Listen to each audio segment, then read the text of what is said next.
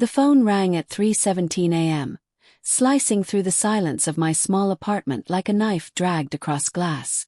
I remember the exact time because I stared at the glowing numbers, my heart already pounding with a fear I couldn't name. No one calls at that hour unless something is terribly wrong, or unless they know you won't sleep again after answering. "Mom," my son's voice said, breathless, excited, unfamiliar. "I'm getting married tomorrow." For a moment the world tilted. The peeling paint on my ceiling blurred. My fingers tightened around the phone as if it were the only thing keeping me upright. "Married," I whispered. "Tomorrow." He laughed nervously like a boy caught stealing candy, not like a man about to change his life forever. "Yeah. I didn't want to tell you earlier because, well, things moved fast." Waited. Mothers learn to wait. There is always more. "And, I withdrew all the money from your bank account." The words landed softly, almost politely, yet they tore something deep inside me.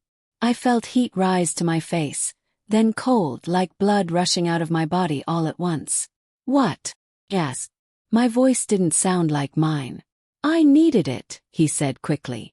"For the wedding." "Was. I'll pay it back, I promise." I just didn't have time to explain. That money, every last cent, wasn't just savings. It was my life compressed into numbers. 32 years of double shifts, skipped meals, aching feet, swallowed pride. Money I saved after his father left, after factories closed, after I cleaned offices at night while pretending everything was fine. Money meant for emergencies, for old age, for dignity, for survival. "You took everything." "Yes." "Yes," he said, softer now. "But Mom, don't make this hard. I'm happy. You want me to be happy, right?" The line went quiet before I could answer. He had hung up. I sat there in the dark, phone still pressed to my ear, listening to nothing. The refrigerator hummed. Somewhere outside a dog barked. Life continued, completely unaware that mine had just cracked open. By sunrise, I was still sitting on the edge of the bed. I didn't cry. Shock has a way of numbing tears. Instead, memories came. Uninvited, relentless. I remembered holding him as a baby, promising I would never let the world hurt him. I remembered his small hand in mine on his first day of school. His fear mirrored by my own. I remembered choosing him over promotions, over relationships, over myself. Every sacrifice felt justified because it was for him. And now he had taken from me without asking, without warning, without seeing me. I logged into my bank account with trembling hands. The balance was zero. Not almost empty. Not pending. Zero. Like I had never existed. Called the bank. Then the branch manager. Then the fraud department. Each conversation ended the same way. "He had authorization, ma'am." Of course he did. Years ago, when he was younger, I added his name in case something happened to me. Precaution. A mother's trust. A mistake that now echoed loudly in my skull. By noon, the shock gave way to something sharper, humiliation. I called my sister, hoping for comfort. She sighed. "Well," she said, "he is your son. Maybe you should be happy for him." Happy. The word tasted bitter. I looked around my apartment. The second-hand furniture, the cracked mirror, the framed photo of the two of us smiling years ago. Everything I owned now felt temporary, fragile, as if it could disappear with one careless decision. By evening I learned more.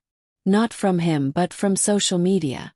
Photos appeared of a woman I'd never met. Young. Beautiful. Expensive dress. Comments flooded in. "So happy for you. Perfect couple. Fairy tale wedding." Fairy tale. Built on my bones.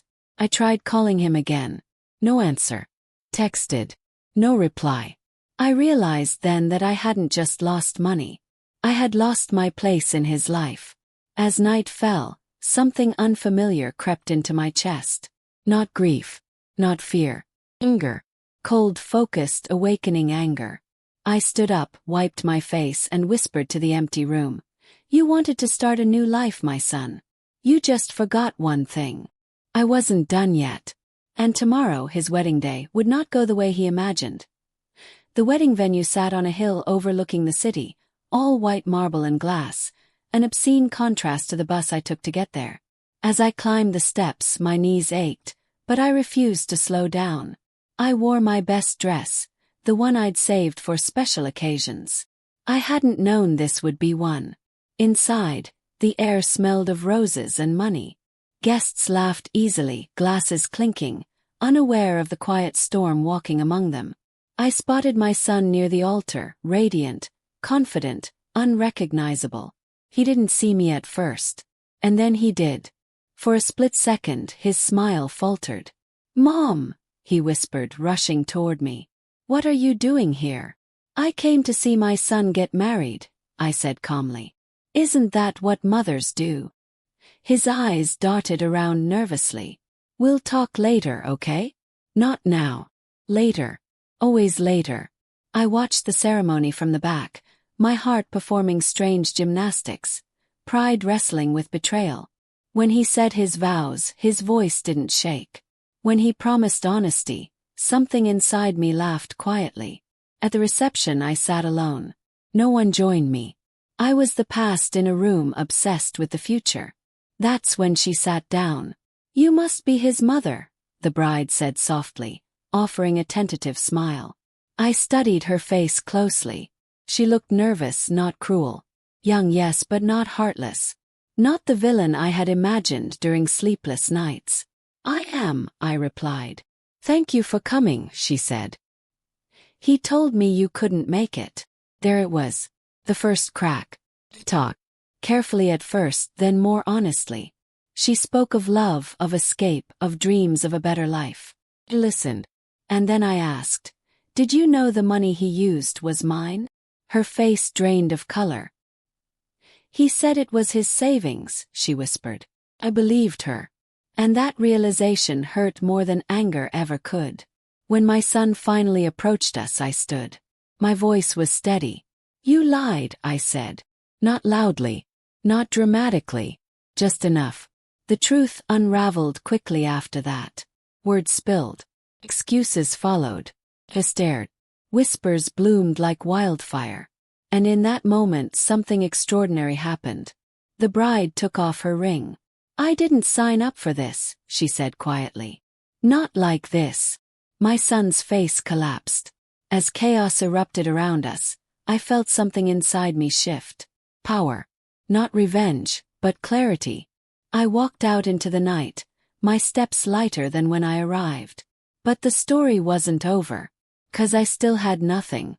And my son still hadn't truly faced me. The message was from the bride. "We need to talk. I think I can help you."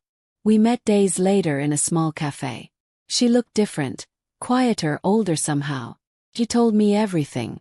About his debts, his gambling, the lies that stacked so high they nearly buried them both. "I want to make this right," she said. "For you. And for me." Together we uncovered accounts, transfers, evidence. What my son did wasn't just betrayal, it was illegal. The realization broke my heart even as it strengthened my spine. I faced a choice no mother ever wants.